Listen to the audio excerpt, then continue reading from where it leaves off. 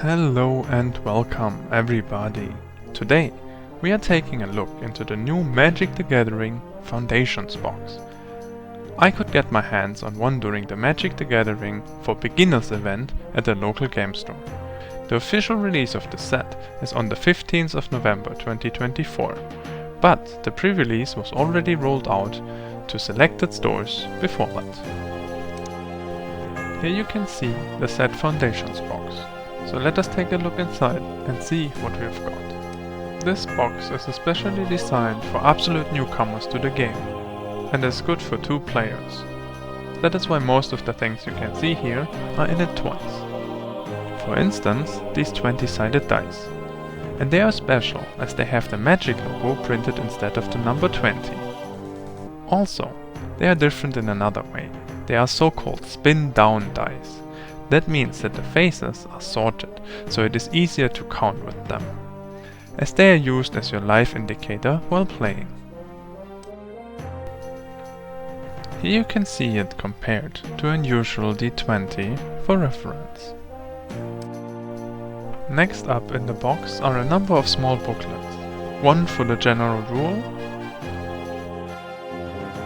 then a little advertisement of other products of the series and their online elements like rule videos and such.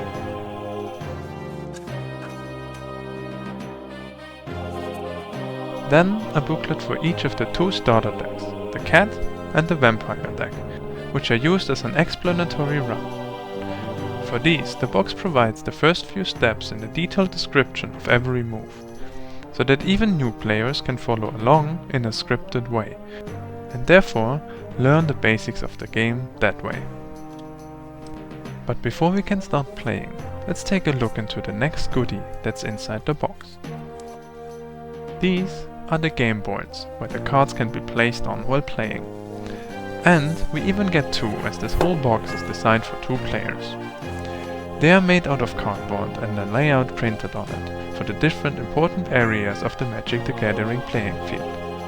For this, I got a little side note from the guide of the beginners event.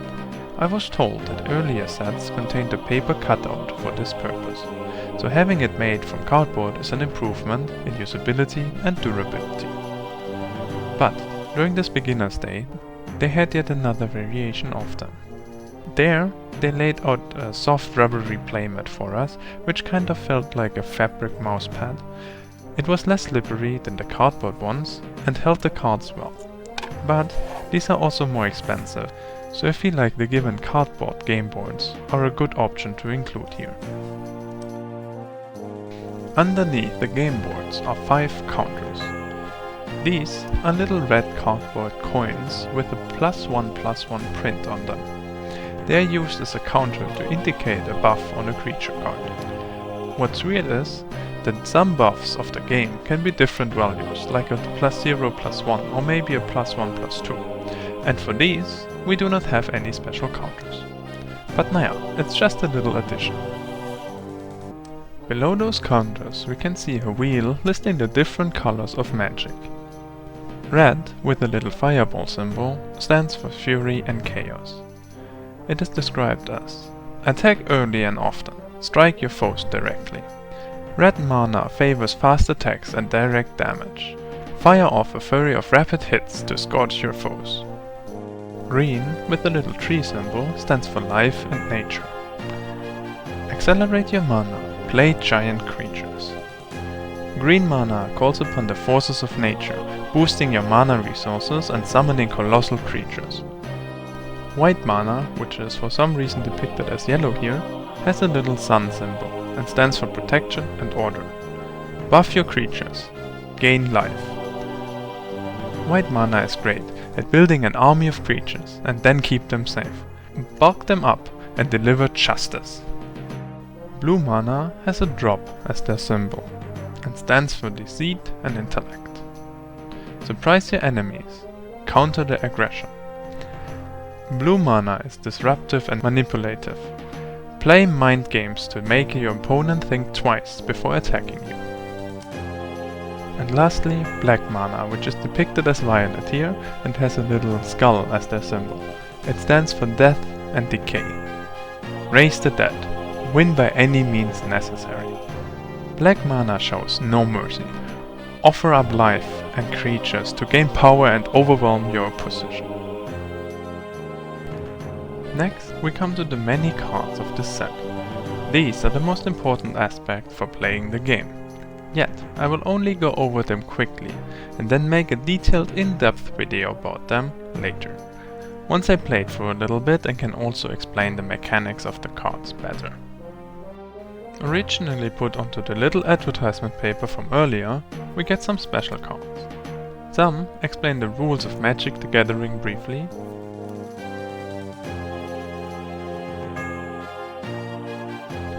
Others are used as tokens. These are special cards that can be created by extra effects of other cards.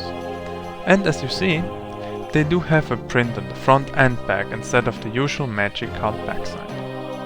In this box, we also get a number of preset decks that are ready to be played.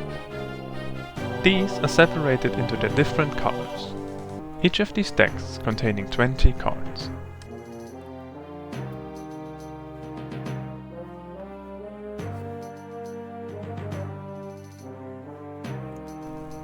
One thing that we were told during the beginner's day as well is that most players use protective sleeves for their cards, so they won't get dirty and used too quickly. Those are not included in this box.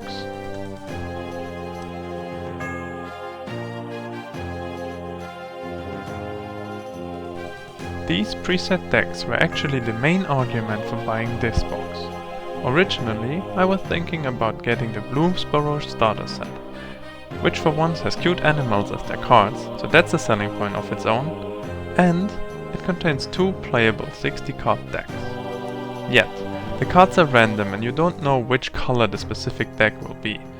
It will be playable, but for a newcomer like us, where we do not even know how the different colors change the playstyle or the usual effects of the cards, having a number of smaller and therefore more manageable decks for the start, so we can test out each color, has its advantages. So, this was the first overview of the Magic the Gathering Foundations box. I'm sure we will be playing this game a lot in the next few months, and get used to all the tricks and mechanics the game has to offer, as we are already hooked by it. And maybe I can even bring out some more videos about that journey as well. Let me know if you're interested. So, take care and see you next time. Bye!